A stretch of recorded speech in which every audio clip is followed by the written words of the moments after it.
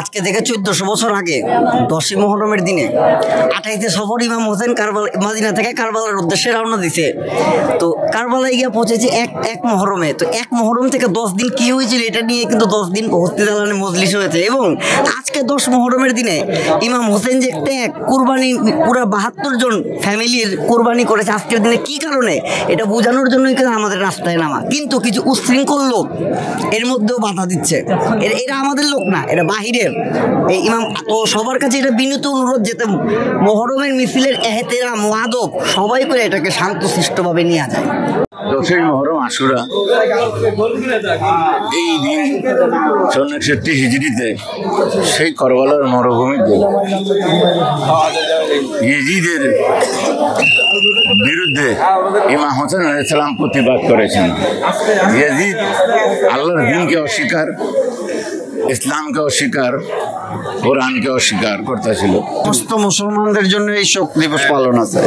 এটা নো সুন্নি নো শিয়া সবার জন্য প্রযোজ্য। আপনি যদি রাসূলুল্লাহ সাল্লাল্লাহু আলাইহি সাল্লামকে মানেন অবশ্যই সবাই এটা শোক পালন করবে, ঠিক আছে?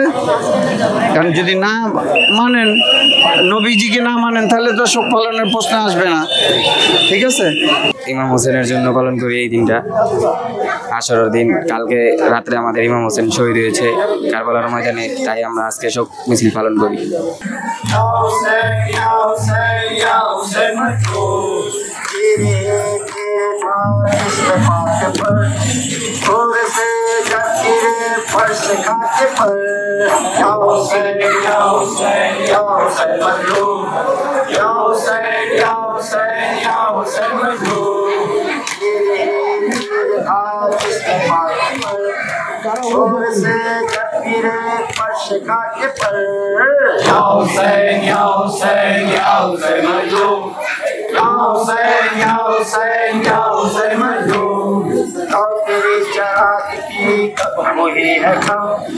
असली तक चले गए दास्तान गम, या हुसैन या हुसैन या हुसैन मजलूम, या हुसैन या हुसैन या हुसैन मजलूम। কারণ আজকে হযরত ইমাম হোসেন রাদিয়াল্লাহু আনহুর মাইয়াত নিয়ে যাচ্ছি, কারণ এই দিনটা আমাদের স্মরণীয়, খুব গুরুত্বপূর্ণ দিন, তাই আমরা এগুলো আশুরা পালন করি।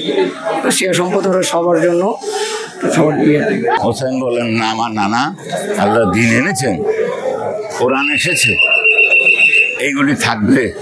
যদি আমার মাথা দিতে হয় আমি মাথা দিব। সেই ইমাম হোসেন আলাইহিস সালাম আল্লাহর নামকে বাঁচাবার জন্য শহীদ হয়েছিলেন, ইসলামকে বাঁচাবার জন্য। এই জন্য আমরা সেই মুসলমানরা ইমাম হোসেনের আদেশ দেখে আমরা এজিদের ভিতরে প্রতিবাদ জানাচ্ছি মিছিলের মাধ্যমে।